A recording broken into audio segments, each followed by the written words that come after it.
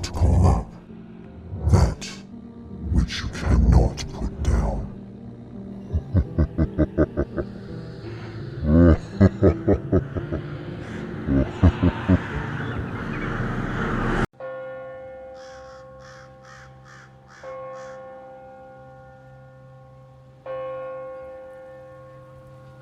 Found out in 5th grade that there's more than one way to summon Bloody Mary.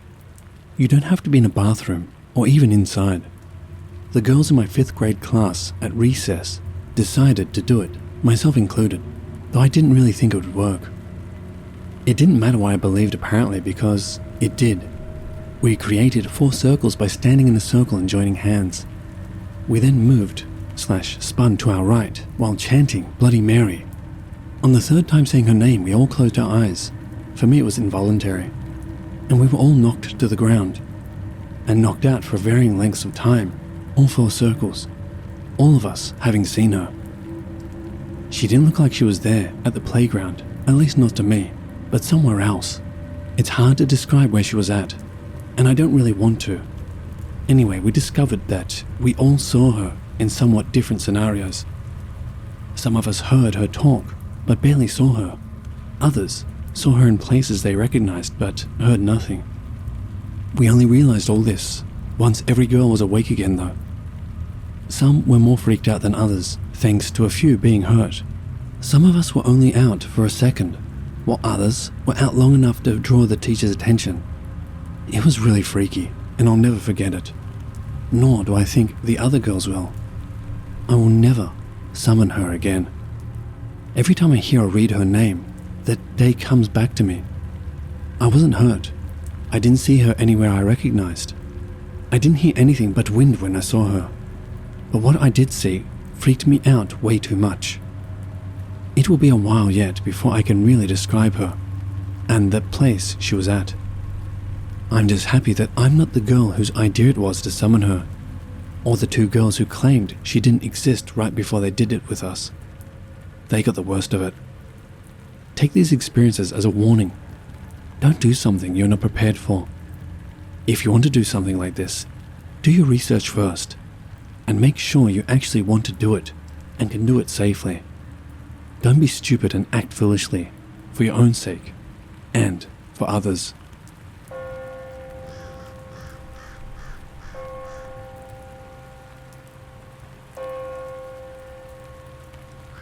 This is not the first ritual that I've done. I've tried several more here, as well as spells and things that I've picked up from other places. But enough about those. This post will take long enough to read without all the extra fluff. I had heard of this ritual and actually read the original post. I thought it was interesting, but had also passed it off, due to there being no real reward at the end or really any known purpose, and not having any idea as to what could happen among other things that have to do with my dreams, etc. Those will be explained and mentioned further on.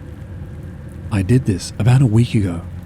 I usually wouldn't have had a good place to do it, due to living in a 60-ish year old house that has no basement, storm cellar, etc.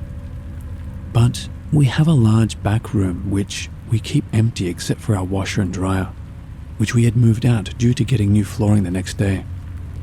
The night before, I got plenty of sleep to ensure that I wouldn't accidentally fall asleep mid-ritual. That day, I was at the store with a friend and went ahead and picked up one of those Catholic candles.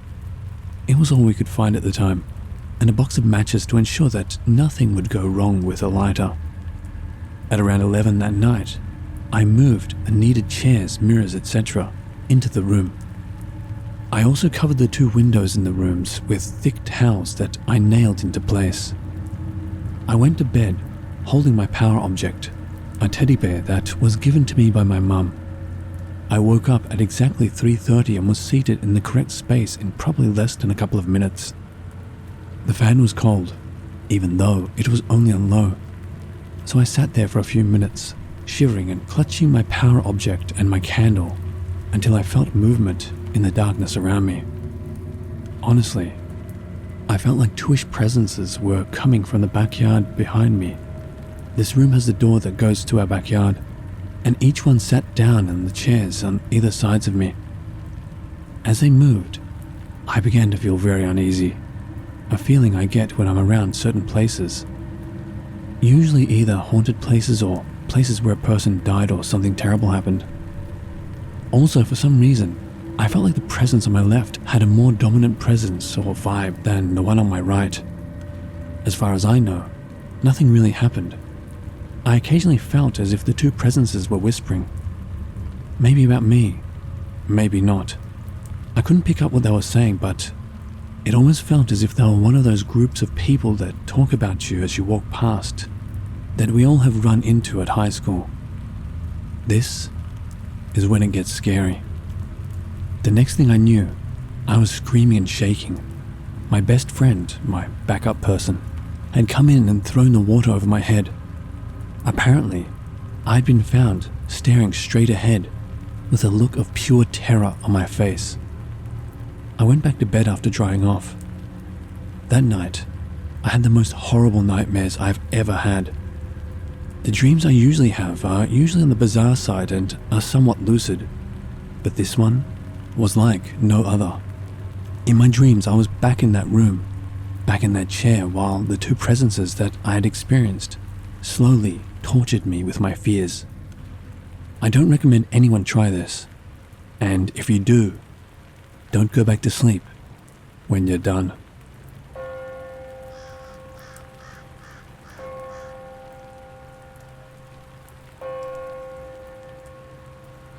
Have you ever heard about the Midnight Game? It's a ritual game where you perform a ritual to summon an entity called the Midnight Man and basically play hide and seek until 3:33 a.m. Except if you are caught, you may lose your mind or something like that. I had played plenty of these kind of ritual games with little to no success. A couple of them did have slightly creepy results, but nothing to make me take them for their word. They would always exaggerate the danger and what would happen, but it was always kind of hyped up. As I said, I have had a couple of slightly creepy results which I may write about later, but nothing to deter any future endeavors. What attracted me to this one was the number of warnings and cautionary tales. Plus, there was no benefit to winning it. It was all for the thrill, which I was into. How I wish now I wasn't.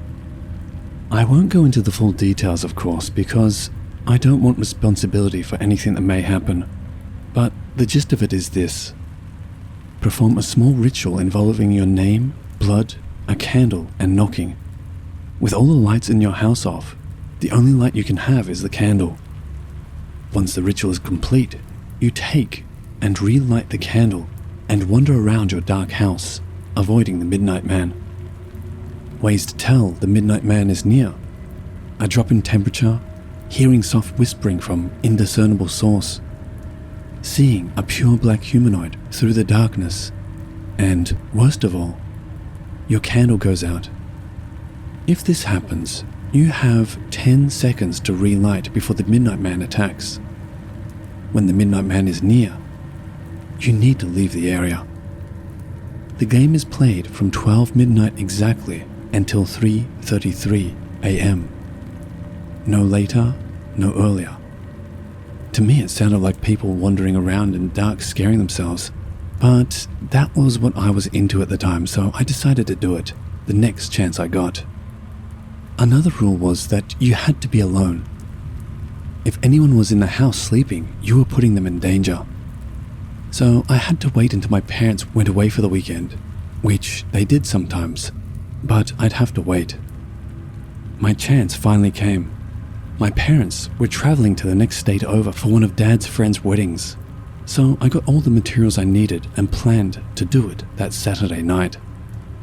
I got everything ready for the ritual and timed it so the last knock would be at midnight as per the instructions. After I'd finished the last part, I felt a chill go up my spine and my hairs stood on end. I felt kind of panicked and quickly grabbed my candle and moved to a different area of the house. Like, I felt a real sense of fear and dread. I had never felt this in any of the other ritual games I had played. I even felt kind of sick in my stomach and almost regretted starting it. I just guessed I had read too much into it and was freaking myself out, but continued the game. Then, roughly 30 minutes in or so, my candle suddenly went out. I have never felt so sick and panicked to get my lighter to relight it as quickly as I could, whilst moving to a different area of the house.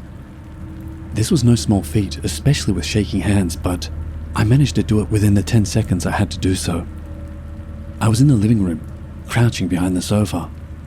I then felt the temperature start to drop, and I realized how futile hiding was while holding a candle in the dark. I just had to keep moving. I glanced at my watch. It was 12:43 a.m. Still just under 3 hours to go. I wasn't sure how much more of this I could take. There was no convincing myself I was imagining things. This was real. At that moment, I really started to regret my decision to fool around like this. I kept moving slowly through my house. I was in the hallway that connected the living room to the bedrooms and bathroom now. Just had to keep moving. At times I thought I saw something in the corners of my vision, so I made sure not to go in that direction. All seemed to have calmed down now, and I was starting to wonder what I was so scared of, but I still didn't stop moving. I was passing through the hallway again, this time heading towards the living room. Then I started hearing whispering. I couldn't make out what it was saying, but I knew I had to get out of there. I tried to listen to see which direction it was coming from, but I couldn't pinpoint it. It just seemed to be coming from everywhere. As cliche as it is, I can honestly say my blood ran cold. Just as I was desperately trying to decide which way to go, the whispering suddenly was in my left ear. That made my decision for me. I ran as fast as I could in the opposite direction whilst keeping the candle lit. I hid until I couldn't hear it anymore, and then resumed my wandering.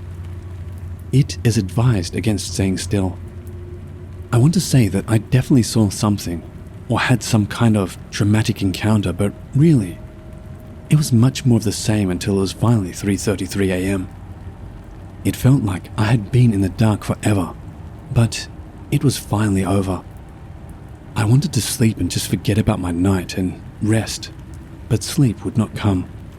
Every time I tried to sleep, I thought I could hear the whispering, and then upon awakening, I thought I could see movement in the shadows. I finally slept once I could see the first light from the sunrise. Actually, I was like this for about 2 to 3 months after the ritual. I guess it was from trauma or something like that. Of all the rituals to have worked, I wish it was one which I could have gained something other than PTSD.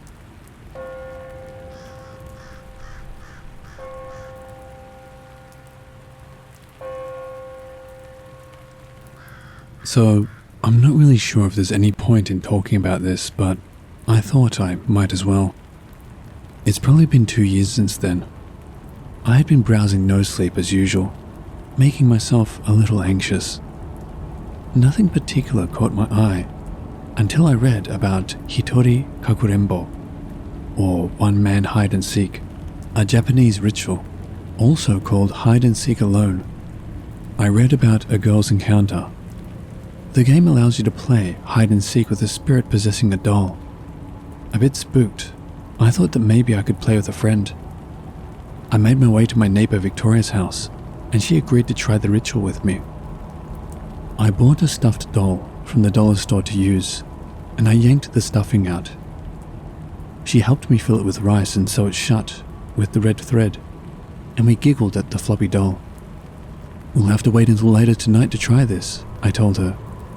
She whined, obviously wanting to do it right then. "Come on, let's go mess with our sisters or something." Okay. We glanced over at my pool to see our younger sisters playing in it. I looked down at the doll in my hand. Are you thinking what I'm thinking? Yeah. We slowly crept up, not making a sound. I threw the doll in the pool with a splash, and I heard my sister make a noise of confusion. What was that? Oh my god.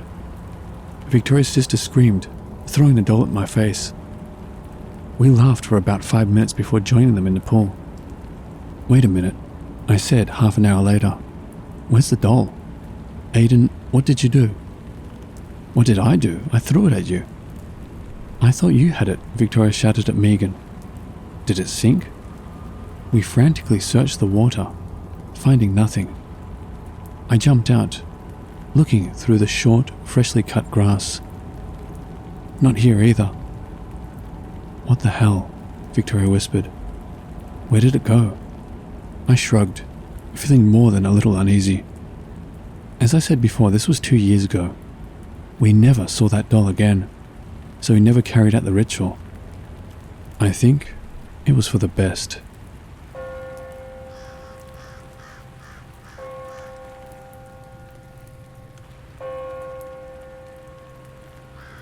So I played the midnight game a few months ago, and ever since, it's been a bit different in my house. I played this game by myself, which definitely made things extra creepy, so maybe some of these things could have been my imagination, but some of it I really can't explain. I'll be writing this as accurately as possible, with timestamps to roughly match, if my memory doesn't fail me. 11:55 to 11:59 p.m. I begin to grab everything I need. Not much special here. Though one thing people didn't tell me was that it's pretty nerve-wracking when you're just about to do these things. I find that especially notable considering I never really feel scared by things. Anyways, I write my name, use the needle, and commit to the game by knocking on the door 22 times. I like to think I set it up pretty well, because I got the 20-second knock right as it hit midnight. 12 to 12:25 a.m.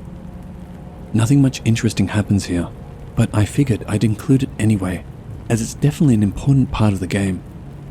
I'm fairly cautious when attempting more risky tasks such as this, but aside from the atmosphere and maybe a shadow here and there, it's just me and the darkness around me. 12:30 a.m. My candle went out for the first time. Didn't spend too long relighting it, but I can't think of anything that could have put it out like that. 12:35 a.m. This is when I start getting more comfortable with the game, and I finally try something stupid. I decide to drop my candle off somewhere and walk around in the dark. I walk into my kitchen, candleless, and immediately everything is already off. I begin to feel this sharp pain in my waist, almost as if I was being stabbed or something. Noped right out of there after that. 1 to 2 a.m. After my kitchen incident, I decide to be a bit more careful with the game, while still trying little things to amuse myself. I mean, come on, it's boring walking around in the dark for 3 hours.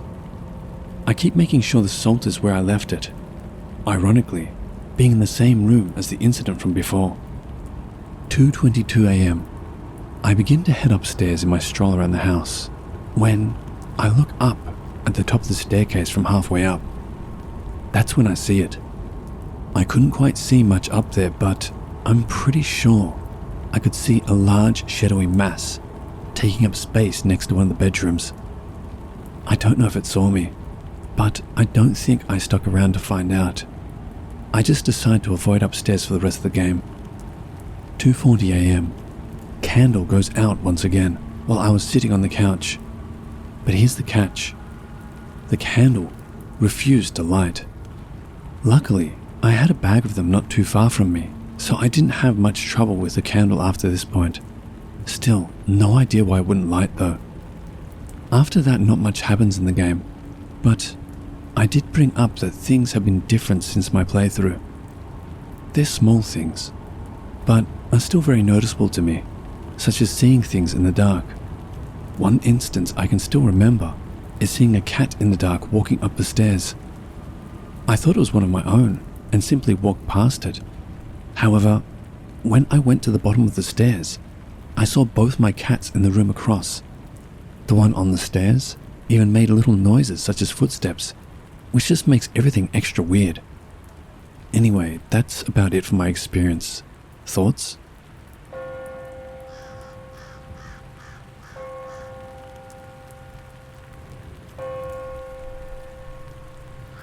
When I was around 12 or 13, my sister and I came across a game when we visited my cousins in Mexico. It's basically a game that connects you with the other side, and you can communicate with a good or bad spirit. It's called the Red Book game. I had no idea what I was getting myself into, so I decided to play. It was a very freaky experience. I believe whatever spirit we were communicating with attached to us in a negative way. Fast forward, we went back home after a week in Mexico, and it was summertime. I used to stay up late with my sister, Jess, and cousin, Betty, until 2 or 3 in the morning, playing board games or watching movies. One particular night, we were playing a game, and it was about 2 in the morning. We heard a slight knock on the door. I went to go open it, and there was no one there. We thought it was our younger sister, Ash, playing a prank on us, so we didn't think anything of it. A couple of minutes later, we heard 3 knocks, but this time, it was louder. I went to go open it again, and no one was there. At this point, we were afraid and debating on who should go downstairs to check if it really was my sister pranking us. As we were talking, again, 3 knocks. I quickly opened the door, and no one was there. We all decided to go downstairs to check if anyone was awake. My parents were asleep, my grandma was asleep, and my little sister was also asleep. We ran back up the stairs because we were horrified. As we were talking about the knock, we heard a large slam coming from downstairs. We had no idea what it was. Betty and Jess made me go check, of course, because I was the youngest, and it was our chimney protector that had flung itself across the room. My dad came out mad because he had work the next morning.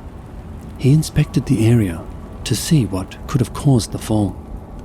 He was surprised because it is a pretty large and heavy object, but didn't believe it fell by itself and made us go to sleep. That was my first paranormal experience of many. Now, this story I'm about to tell is my most creepiest and worst experience I had. After my first paranormal experience, odd things would happen, such as random things missing that I'd just put down, things falling off the counter, frequent arguments and fights between my sisters and I, as if there was a really negative energy present in the house. I always felt like I was being watched. I never slept with the lights off because I felt like I was not alone. One particular summer night, Jess, Betty and I were watching a show. Jess and Betty were sitting on one sofa facing the TV, and I was sitting on the single chair sofa. We heard a sudden growl. It sounded like a wild pig growl coming from our backyard. We did not live in a ranch. We lived in the city, so we found that really strange. Jess paused the TV to see if we could hear it again, but there was no growl. We opened the window to see if it was maybe a stray dog, but there was nothing. We all sat back down and continued to watch the show, when I felt a sudden hair pull. It was so aggressive, my neck snapped back and hit the staircase. I shouted in anger because I thought it was my little sister messing with me.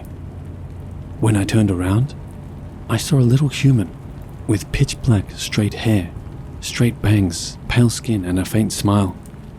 I'm getting chills just typing this. I quickly turned back around and jumped all the way to the sofa with Betty and Jess. I don't know how I jumped 5 feet from one sofa to the next, but I did after I saw that. My sister, Jess, sat there in horror, shocked at what she saw, and we all ran upstairs to the room. Betty did not know what was going on because she was watching the TV, but Jess claimed she saw when my hair was pulled. Of course, I did not want to sleep alone that night, so all 3 of us tried to sleep in a twin bed. Jess was charging her phone, and her charger has a bright blue light, so it was lighting up the room. I couldn't get to sleep, so I was staring at the walls of the room. In the corner of my eye, I saw something moving. I glanced and noticed the drawer was slowly opening. I kicked Jess and Betty so they would wake up and told them the drawers were opening. We all lay there in horror, watching the drawers open one by one. We hid under the covers and planned to make a run for it. I got the nerve to get up and run towards the door. The door was stuck. It wouldn't open.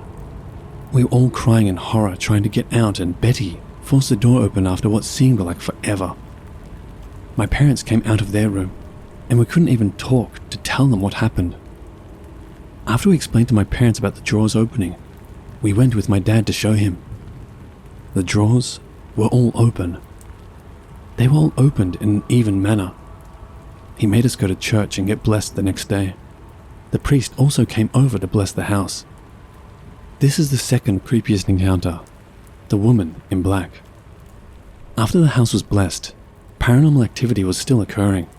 We were seeing black shadow figures run from one room to the next. We were hearing noises of someone running from one place to the next. When we were downstairs, we would hear someone jumping on the beds upstairs when we knew no one was there. I feel like this entity would mostly pick on my sister and I. My parents would see weird things happen, but they wouldn't tell us because they didn't want to frighten us. This one particular night, I was laying on the sofa watching a movie with my sister Jess. It wasn't too late because my parents were still awake in their room. Our living room is attached to the kitchen, so I was laying on the sofa facing the staircase, and Jess was laying on the other sofa facing directly towards the TV. After the movie finished, the credits came on, so it was pretty dark in the living room. The hallway light was on, so I can still see the glare in the kitchen. We were too lazy to get up and get the remote to change the TV, so we were just talking. We then got interrupted by a sudden laughter. It sounded just like my mum's laugh, as if the entity was mocking her sound. My mum has a habit of scaring us all the time, since we would stay up really late, so we thought it was her. "Stop scaring us, Mum, we know it's you." Silence. No response. "Mum, is it you?" Still no response. My sister Jess and I were debating on who should get up and turn the lights on. We were too afraid, since the living room was so dark, and the light switches were located by the kitchen, so it was a walking distance to get there. I got the courage to get up and turn them on. As I was walking towards the light switch, I saw a black figure, definitely a woman, standing in the corner of the kitchen. You can see she had a black veil over her face and was wearing a big black laced dress. She had a smile on her face, as if she was laughing or giggling. I quickly looked away and ran to my parents' room, and my mum was still awake watching TV. My sister Jess followed behind me. She saw the glare of my figure on the TV. Of course, my parents only said, "Stop watching scary movies and go to sleep." Because of that experience, I've never seen that movie, The Woman in Black or The Conjuring. They came out a year or two after that experience. The entity I saw resembled those ladies in the black dress. One weekend, my parents had left to Houston for a mini vacation. They left my two older sisters in charge of the house. My sister Jess, Annette, my niece, and I were gathered at the kitchen table talking about the creepy encounters that were occurring around the house. At the time, the negativity in the house was horrid. It felt like you were being watched by something everywhere you went. We did not want to be in the house at all. As we were chatting, we got interrupted by a noise coming from my parents' room. It sounded like something fell. My parents' room is right next to the kitchen/living room area, so we definitely knew that sound came from their room. We all laughed nervously, thinking maybe it was just something outside. A few minutes pass, and we hear the same noise. It sounded like there was something jumping off the bed and landing on their feet. "What the hell is that? Go check," I tell my sister Jess. We were all too scared to check, so we just stayed put, hoping we didn't hear it again. Shortly afterwards, someone was banging on the door of my parents' room. The doorknob was rattling and pulling very forcibly, as if someone was trying to open the door. My niece was 2 at the time. The knocks were so loud she started crying. We quickly ran out of the house. We thought someone might have broken into my parents' room. We called my parents right away and asked them if they locked their room door or left any windows open. They are certain they locked their door and made sure windows were locked before they left. I believed it because my dad is the overprotective type.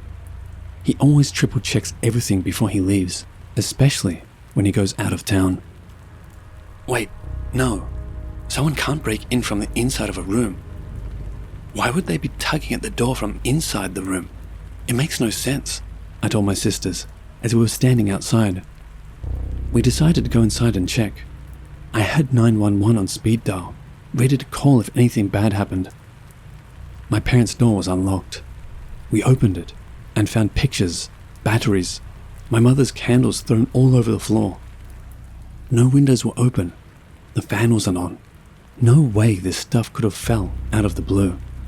Something threw it off the dressers. We stood there, speechless, and quickly walked out of that room and locked it behind us. One morning I was up early watching TV. My grandma was in the kitchen cooking some breakfast. My parents were at work, and my sisters were still sound asleep. I was bored, so I was playing with my mum's heart monitor. I don't know what it's called, but it's a device you use to hear the baby's heartbeat in the womb. I liked to play with it because you could hear everything on it. It was so powerful you could hear the neighbors, conversation outside. I was a really nosy kid. I had the headphones on and placed the device on the floor. All I could hear was my grandma's footsteps in the kitchen. I then picked up a distant sound. I thought to myself, what could that be? It sounded like a very faint talking. My grandma is the only one awake, so out of curiosity, I started following the noise. Closely following the trail of sound, it led me upstairs. The talking started growing louder. Well, none of the rooms upstairs had a TV. Maybe it was my sister on the phone? I put the device next to her door. Nothing. Silence. I took the headphones off and proceeded to follow the talking. It was coming from my older sister's room. She had moved out a few years ago, so we used her room as a storage for our winter clothes and toys. I opened the door, and one of our old TVs with the VHS attached was turned on. The TV hadn't been used because we thought it was broken, so we just tossed it in that room with all the other junk. The TV was on the floor facing the bed, resting on the top of a pile of clothes. I walked over to see what was playing, and it was the movie, Madeline. The video cassette was in the VHS, plugged in. The power button was sunk in, so I couldn't turn it off. I pulled the power cord to disconnect it and threw it in the closet. I do not condone anyone to play the Red Book game. If you do, play at your own risk.